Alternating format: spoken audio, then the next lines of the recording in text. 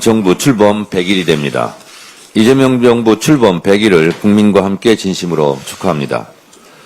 행동하는 양심, 깨어있는 시민의 힘이 합쳐져서 빛의 혁명을 이뤘고 빛의 혁명과 나란히 이재명 정부가 대한민국의 새로운 역사를 써가고 있습니다.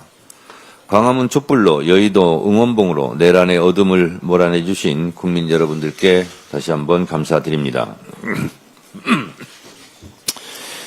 이재명 정부 100일은 A의 약점을 주기에 충분합니다. 국민께서 가장 큰 변화를 체감하는 분야는 단연 경제입니다. 이재명 정부 출범만으로 경제는 안정되었고 코스피는 3,200으로 뛰었습니다. 13조 원 규모의 민생회복, 소비 쿠폰으로 꽁꽁 얼어붙은 소비 심리를 녹여냈고 민생에 활력을 불어넣었습니다. 2분기 실질 GDP는 0.7%나 성장하여 5분기 만에 최대폭을 기록했습니다. 특히 압도적인 만점 분야는 외교였습니다. 취임 12일 만에 G7 정상회의에 초청받아 9개국 정상들과 회담을 가지며 대한민국이 내란을 극복하고 정상국가로 이미 복원하였음을 세계만방에 보여주었습니다. 한미 정상회담을 통해 미국 트럼프 대통령과 당당히 어깨를 나란히 하며 한반도 평화의 전기를 열었습니다. 한일 정상 간의 셔틀 외교도 복원했습니다. 이재명 대통령의 국익 위주 실용 외교가 만들어낸 눈부신 외교 성과입니다. 외교는 외교로만 그치지 않습니다. 수출로 먹고 사는 나라입니다. 외교가 잘 돼야 수출도 잘 됩니다. 외교는 외교로 그치지 않고 외교는 튼튼한 안보와 평화의 초석이 됩니다. 한반도 평화가 정착되고 남북관계가 좋아지면 경제도 좋아지고 성장 발전합니다. 외교 강국으로 경제 강국의 길로 나아가야 합니다. 멈춰있던 개혁의 시계도 계획대로 착착 진행되고 있습니다. 당정대의 긴밀한 협력으로 정부조직법 개정안이 마련되었고 추석 전 결실을 보게 될 것입니다. 수사와 기소를 분리하는 검찰 개혁은 역대 정부가 이루지 못한 가장 어려운 개혁입니다. 70년 만에 역사적 쾌거가 될 것입니다. 조작된 가짜 정보로 고통받고 있는 국민이 많습니다. SNS, 유튜브 등을 통해 무차별적으로 유포되고 있는 가짜 뉴스는 무관용의 원칙으로 근절하고 처벌해야 합니다. 언론의 자유에 따르는 언론의 책임을 분명히 하고 언론의 횡포로부터 국민을 보호하는 언론 개혁도 질서 있게 추진하겠습니다. 국민의 눈높이에 맞는 법원으로 거듭나는 사법 개혁도 우리의 시간표대로 차분하게 완성될 것입니다. 저는 어제 국회 교섭단체 연설을 통해 이재명 정부의 주요 경제 성장 정책인 ABCDEF 정책을 법적으로 뒷받침하겠다고 말씀드렸습니다. 약속을 지키겠습니다. 국민의힘에게는 내란의 늪에서 빠져나오라고 간곡하게 요청했습니다. 12.3 비상계엄 당시 표결방해 의혹으로 추경호 전 원내대표가 내란 특검의 수사를 받고 있습니다. 윤석열 내란 우두머리 피의자에 더해 만약 추경호 의원이 내란 주요 임무 종사자로 기소되고 확정 판결을 받는다면 국민의힘이 내란당이라는 오명을 벗어날 수 있습니까? 국민들의 국민의힘 해체하라는 분노를 피해갈 수 있습니까? 그러기 전에 내란 세력과 절연하라는 저의 충언을 가볍게 여기지 말기 바랍니다. 어제 제 연설 중에 역대급 망언이 있었습니다. 진짜 귀를 의심했습니다. 제 연설이 마음에 들지 않는 것은 알겠는데 소리 지르고 항의하는 건 알겠는데 어찌 이런 말을 할 수 있습니까? 영상 한번 보시죠. 자극해 위기 상황을 만들고 위기 상황을 이용해 민주주의를 죽이려는 세력이 있다는 것을 노상원 수첩을 통해 알게 되었습니다. 노상원 수첩이 현실로 성공했더라면 이재명 대통령도 저 정청래도 이 세상 사람이 아니었을 것입니다. 아니 제발 그래 됐으면 좋았을 거예요. 불기의 계기 되었을 것입니다. 아니 제발 그래 됐으면 좋았을 거예요.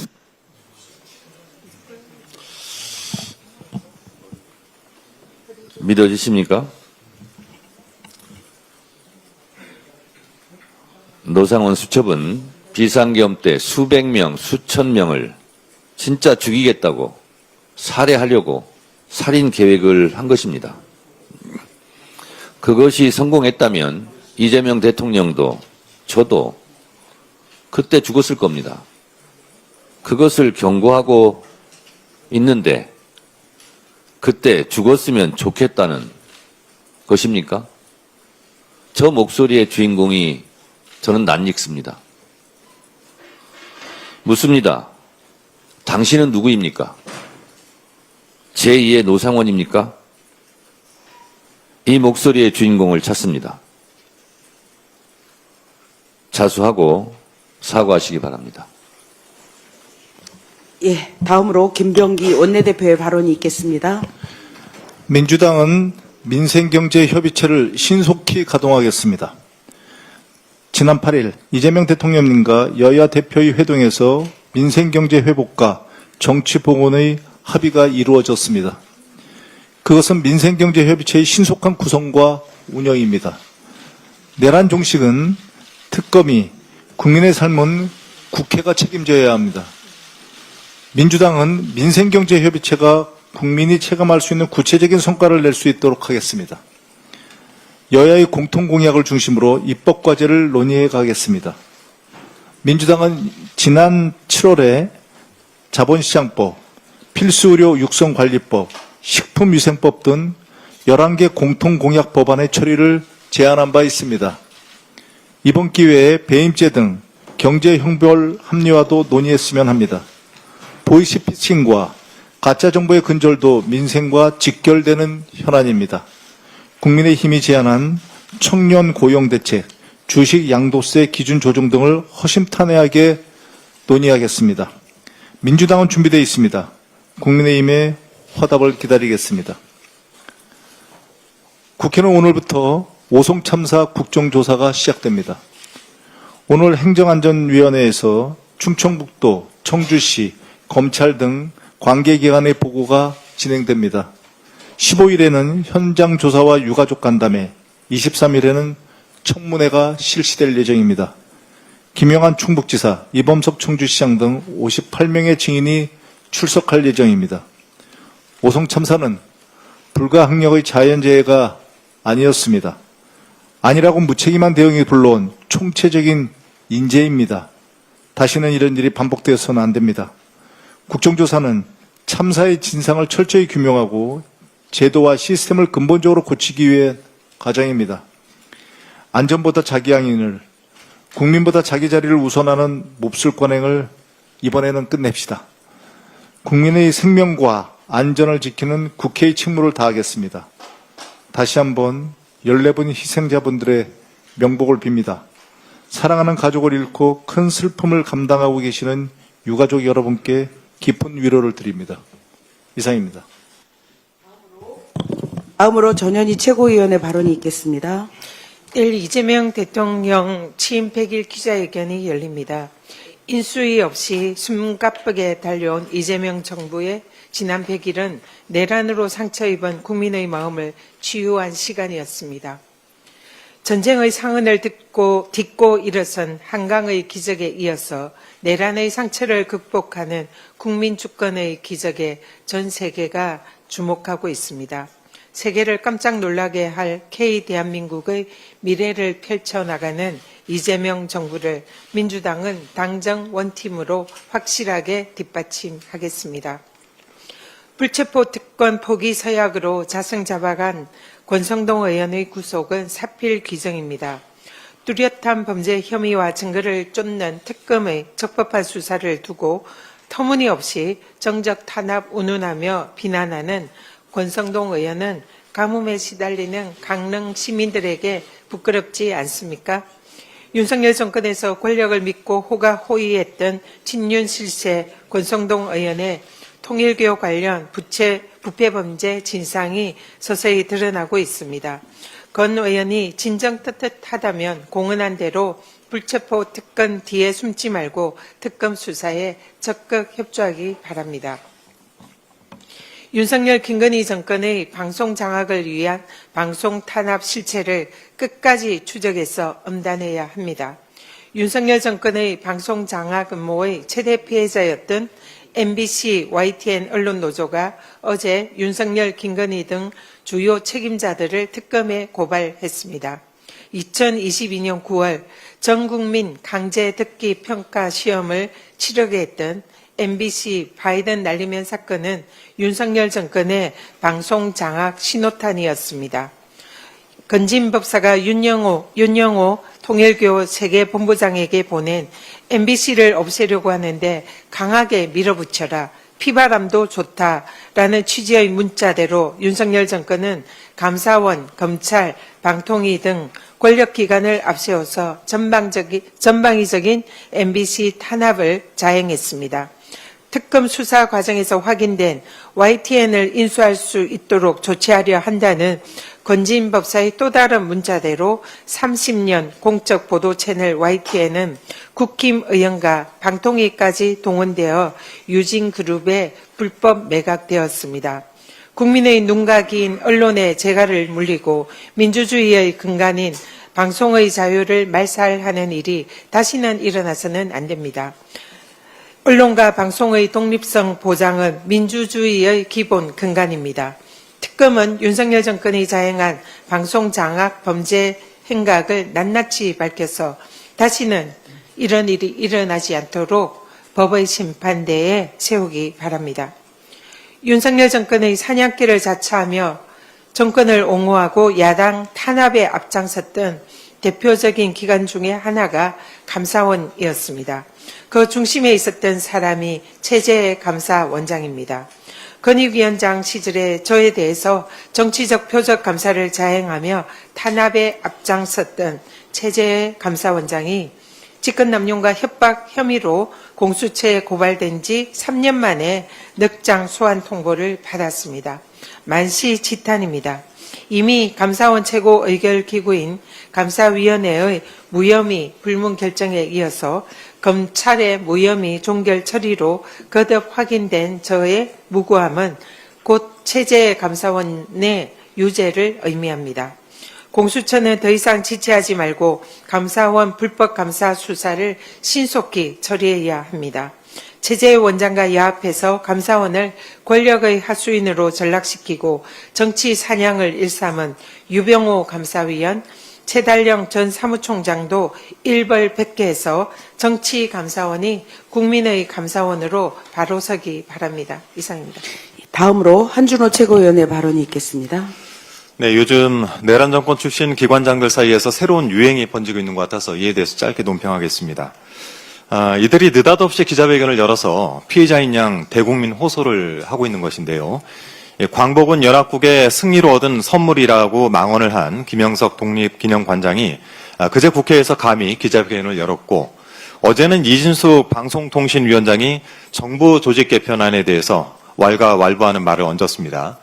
평가는 조금 뒤로 하고 내용을 좀 살펴보겠습니다. 방송통신위원회를 방송미디어통신위원회로 개편하는 방안을 두고 이진숙 위원장은 이진숙 축출법이라고 명명을 했습니다. 방통위의 기능과 역할에 한계가 있다는 지적이 지속적으로 제기가 되어 왔고, 그래서 언론개혁의 일환으로 방통위를 개편하겠다는 것인데, 고작 이준숙 위원장 하나 내쫓지 못해서 정부 조직을 뜯어 고치는 줄 아십니까? 요즘 말로 이런 것을 자아가 비대하다라고 하던데, 이준숙 위원장 본인이 뭐라고 저희가 그런 짓을 하겠습니까? 당신 때문에 희생된 사람들과 망가진 언론 환경에 대한 대가는 아직 그 이자조차도 못 치른 것 같은데 헛된 꿈이 아직도 남아있나 봅니다.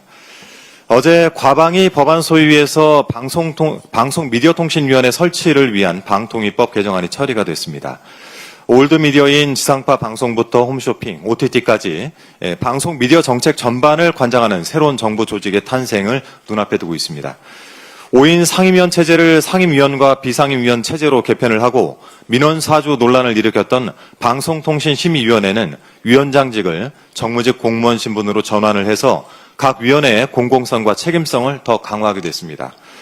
그런데 이진숙 위원장은 현재 방송통신위원회에 유료방송 관리 권한이 추가되는 정도에서 근본적으로 달라지지 않는다라고 주장을 합니다. 법안 하나도 그렇게 제대로 이해를 하지 못하는 수준으로 기관장 역할을 하겠다고 나서니 세간의 웃음거리가 되는 것입니다. 혹시 법안의 부칙 제3조 법 시행 전에 임명된 위원은 법 시행일에 임기가 만료된 것으로 본다라는 조항만 읽고 이것을 이진숙 축출법이라고 발상을 떠올리는 것이 아닌가 싶습니다. 오죽하면 이진숙 위원장의 기자회견을 본 국민께서 앞으로 빵 못 사 먹을까봐 이러느냐라고 말씀까지 하십니다. 아침에 집에서 나오실 때 거울을 좀 한 번씩 확인을 해보시기 바랍니다. 어느 언론은 정부 조직 개편안에 대해서 민주당이 비판한 부처들이 개편 대상이 되었다라고 평가를 했습니다. 네, 옳은 지적입니다. 비판을 받을 만큼 문제가 있었기 때문에 개편의 대상이 된 것 아니겠습니까?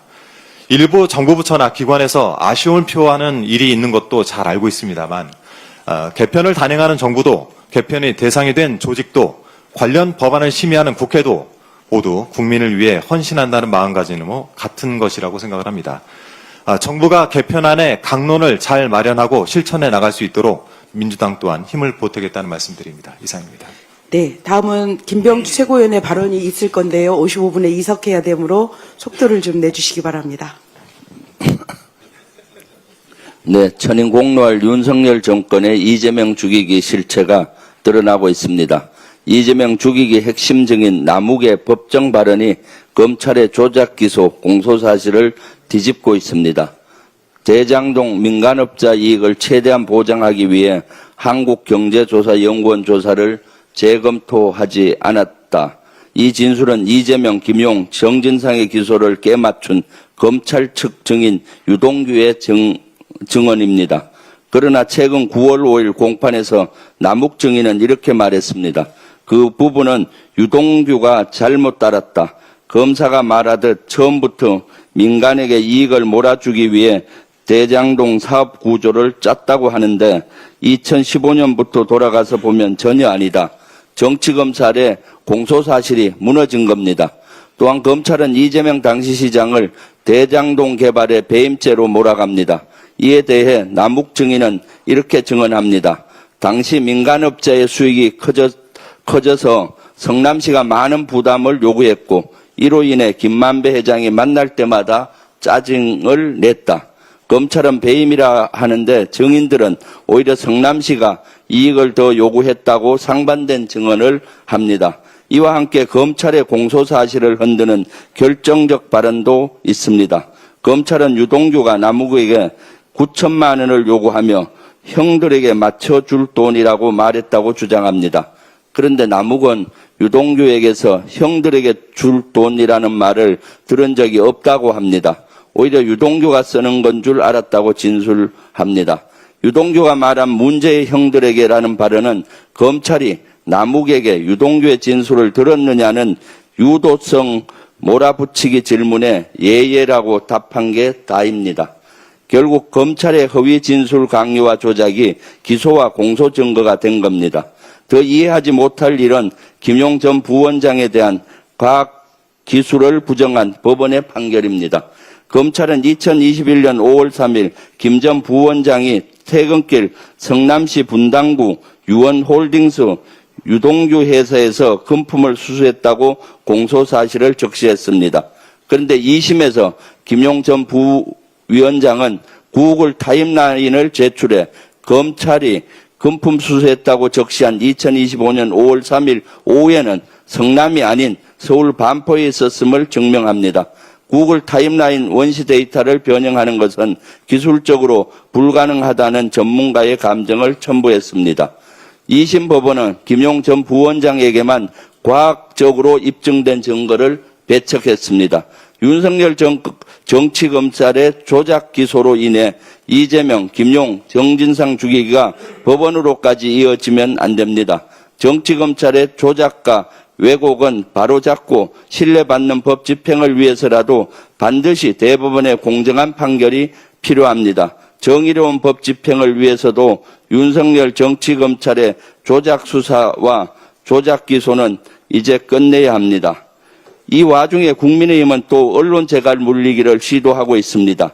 김용 전 부원장과 인터뷰를 했다는 이유로 MBC 김종배 시선집중을 불공정 편파 방송이라고 규정, 방송통신심의회 심의를 신청했습니다. 이러니까 많은 국민이 방송법 개정을 지지한 겁니다. 민주당은 공정하고 독립적인 공영방송을 만들기에 끝까지 함께하겠습니다. 어제 내란 특검 종합대응위원회에서는 행안부 장관 면담을 했습니다. 실제 지자체가 12.3 내란에 어떻게 했는지에 대한 자체 감찰 조사를 하도록 요구했습니다. 지금 여러 가지 의혹이 있기 때문에 또 자료를 받고 있습니다. 오늘 시간 관계상 준비된 것은 다음에 하도록 하겠습니다. 이상입니다.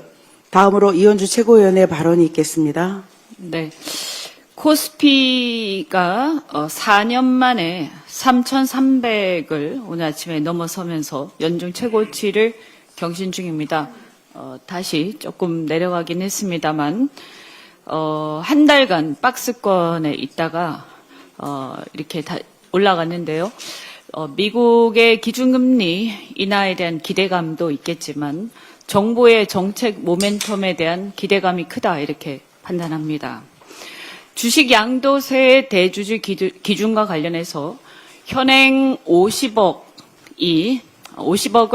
10억으로 하향 조정하겠다라는 정부의 세제 개편안이 나왔습니다만, 우리 여당에서 당정 협의를 하면서 이것을 다시 유지하자라는 입장을 전달한 바가 있고, 얼마 전 영수회담에서 역시 야당 측의 건의도 있었습니다만 대통령께서 긍정적으로 검토하겠다고 이렇게 답한 것으로 확인이 됩니다.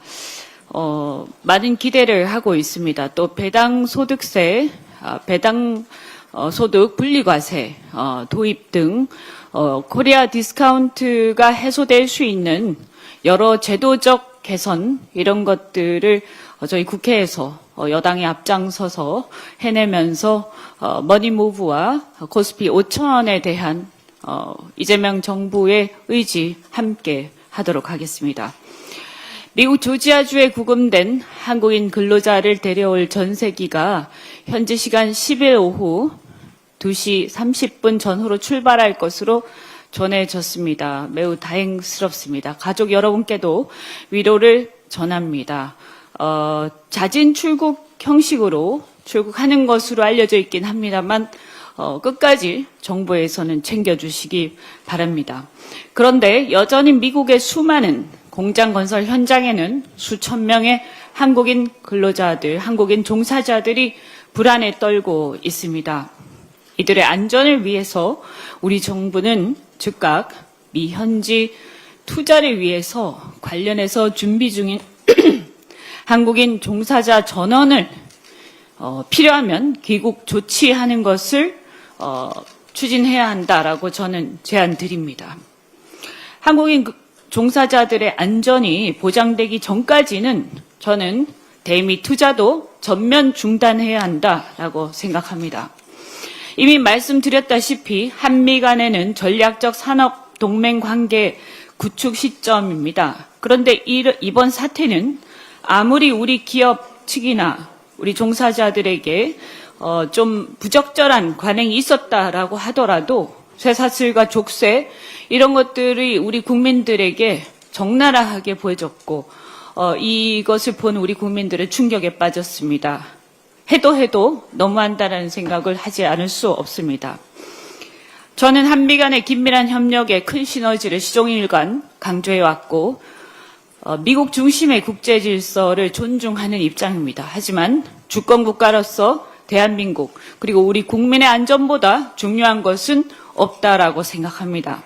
국민의 안전은 협상의 지렛대가 될 수 없습니다. 이번 구금 사태가 관세 협상의 연장선에 있는 무언의 압박이란 분석도 있습니다. 관세 협상이 아직 마무리되지 않았고 향후 후속 협상을 앞두고 있는 상황에서 또다시 우리 국민의 안전이 인질이 될 우려가 있습니다.